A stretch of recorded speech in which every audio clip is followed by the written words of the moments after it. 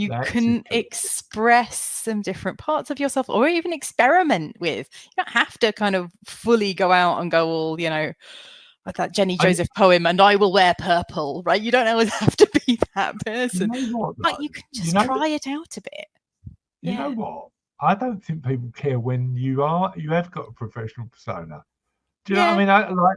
I sort of I think if I think about how my clients perceive me, says the man who wears his second-hand jumper, that how they perceive me. How many clients actually? And no, that's probably not true. There's probably clients who have chosen not to work with me because their expectation of what a financial planner should look like might be different. Sure. I'm not losing out on that.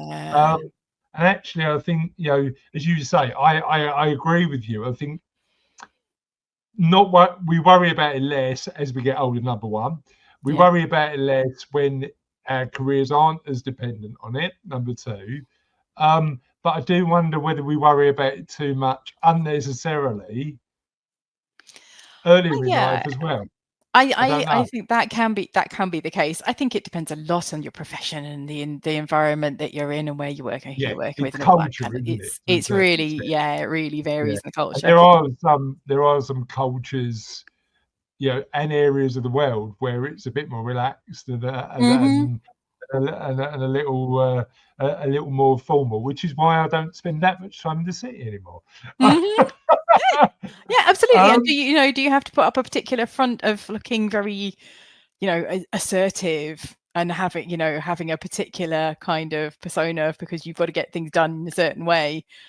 Yeah, it's interesting. And you actually just want to be a bit sort of looser and more creative and more vulnerable, and that's not necessarily going to get things done in the whatever it might be.